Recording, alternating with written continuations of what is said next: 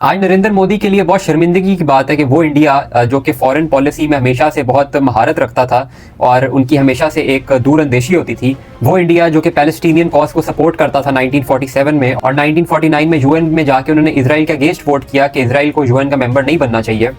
मैं आज हैरान हूं कि किस तरह इंडिया की फॉरेन पॉलिसी फेल कर गई। न्यूयॉर्क टाइम्स ने भी स्टोरी शाया की कि नरेंद्र मोदी जो है वो पूरी तरह साइडलाइन हो चुके हैं और पाकिस्तान जो है वो इस वक्त लाइमलाइट में आ चुका है। आप देखें कि ऑपरेशन सिंदूर जो कि अभी भी मोदी की हुकूमत ने जिसको जो है वो खत्म नहीं किया, उसको सिर्फ पॉज किया हुआ है, उसके बाद जो है वो पाकिस्तान में जो रजीम है उसकी पॉपुलैरिटी किस तरह इंक्रीज हुई। और उस वक्त जो कि पाकिस्तान के कुछ मुआहदे हो रहे थे क्रिप्टो के हवाले से भी यूएस के साथ, तो स्टीव विटकॉफ और उसके बेटा जो है उसके आसिम मुनीर के साथ बहुत अच्छे ताल्लुकात बन गए थे। और फिर जब मई के कॉन्फ्लिक्ट में पाकिस्तान को वाज़ेह बरतरी हासिल हुई, उसके बाद आप देखें कि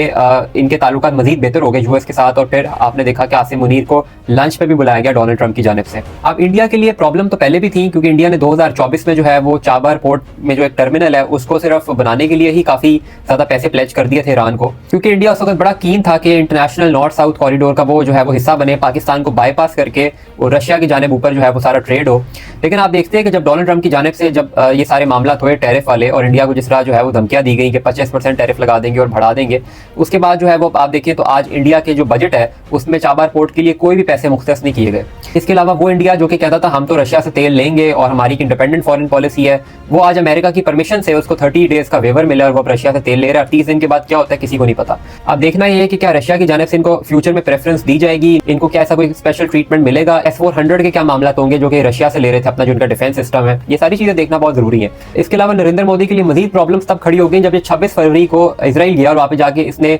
नेतन्याहू के साथ जो है वो एक जॉइंट स्टेटमेंट दी, जिसमें इसने कहा कि हम ऑल फॉर्म्स ऑफ टेररिज्म को कंडेम करते हैं। अब टेररिज्म में एक इशारा तो पहलगाम की तरफ था जो कि पाकिस्तान को ब्लेम किया जाता है, और दूसरी जानिब जो है वो इशारा था कि जो इसराइल कहता है कि ईरान जो है वो इस खित्ते में टेररिज्म करता है। तो जाहिर बात है आपने एक सिग्नल दे दिया जंग शुरू होने से 2 दिन पहले कि भाई हमने तो एक साइड ले ली है। इस मुलाकात में उसने वेस्ट कॉर्ड के ऊपर भी बड़ा जोर डाला कि इसको मजबूत होना चाहिए, यानी कि I2U2 यानी कि इसराइल, इंडिया, UAE और USA। लेकिन आप देख रहे हैं कि उसके ऊपर भी कोई खास पेशरफ नहीं हो रही, और कॉर्ड तो जैसे अब काफी हद तक कमजोर हो चुका है। जब नेटो इतनी हद तक कमजोर हो चुका है तो कॉर्ड तो उसका आप समझे कि एक सेकेंडरी वर्जन है। आज हालात ये है कि इंडिया में LPG की भी शॉर्टेज हो चुकी है जंग की वजह से, और एनर्जी के मसाइल भी आपके सामने है। और चाहे ईरान के साथ जो है वो उनके ताल्लुकात बेहतर हैं, वो अपनी उनकी शिप्स भी गुजर रही हैं स्ट्रेट ऑफ हॉर्मुज़ से, लेकिन शायद वो एक मीडिएटर के तौर पे जो है वो सामने नहीं आ सकते।